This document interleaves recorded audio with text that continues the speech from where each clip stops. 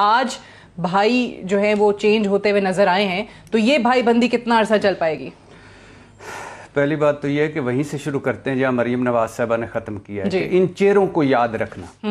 تو میں اپنی قوم سے کہہ رہا ہوں کہ پلیز ان چہروں کو یاد رکھنا اور ان کی باتوں کو یاد رکھنا. اب 2-3 چھوٹی چھوٹی باتیں ہیں. پہلی بات 53 منٹ 53 منٹ کی تقریر میاں محمد نواز شریف صاحب کی، اور 12 بیماریاں، 17 دوائیاں، 2000 پلیٹلیٹ، تشویشناک حد تک مریض، سڈن ڈیتھ کا خطرہ. اب اور اس سے پہلے وہ آخری رات تک فجر تک اپنے بیٹے کی رہائش گاہ پر تقریر تیار کرتے رہے اور صلاح مشورے کرتے رہے.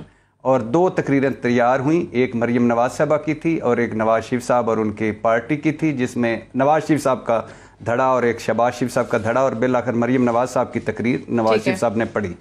اچھا، تو اب میں سوال کرنا چاہتا ہوں میاں صاحب کے ڈاکٹروں سے کہ آپ کو سلام، آپ نے بڑی جلدی ان کو صحت یاب کرا دیا. اب میں دیکھنا چاہوں گا کہ اگلی پیشی پر وہ کیا موقف اختیار کرتے ہیں. حکومت کے ان لوگوں کو بھی سلام نا جو سفارشیں کر رہے تھے کہ جانے دیں جانے دیں. نہیں، ان کو نہیں سلام، ان کو سلام جن کو رحم آ گیا تھا، ان ساروں کو سلام. تو اچھا، اور آج ایک عمران خان صاحب کی اچھی بات، میں اس حق میں تھا کہ یہ تقریر ہونی چاہیے تاکہ لوگوں کے سامنے پتہ چلنا چاہیے کہ جو بندہ علاج کروانے گیا ہے وہ وہاں کیا کر رہا ہے. تو عمران خان صاحب کو میں مبارکباد دیتا ہوں کہ حالانکہ 8-10 وزیر چاہتے تھے نہ ہو، لیکن انہوں نے کہا کہ تقریر ہونی چاہیے.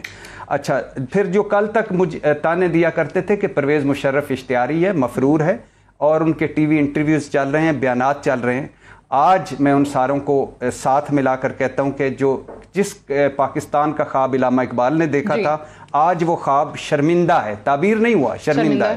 جو قائد کا پاکستان تھا، آج وہ قائد میرے خیال سے اس قائد کی مسلم لیگ کا ہیڈ اور وہ قائد، یہ آج دونوں شرمندہ ہیں. یہ قائد کا پاکستان نہیں تھا.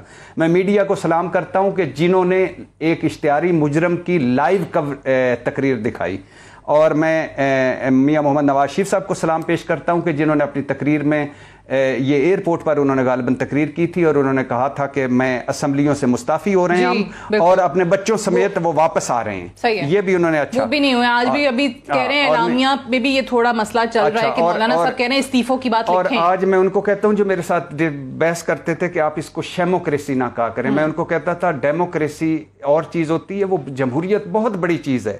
تو آج سارے وہ پلیز، میں تو شرمندہ ہوں آپ کے. اور پھر 2 باتیں، نصرت بھٹو صاحبہ، بے نظیر بھٹو صاحبہ، سیتا وائٹ، جمائمہ خان کے بعد آج نواز شریف صاحب علیمہ خان پر برسے. آپ کو مبارک ہو نواز شریف صاحب. فوج جوڈیشری پر برسے.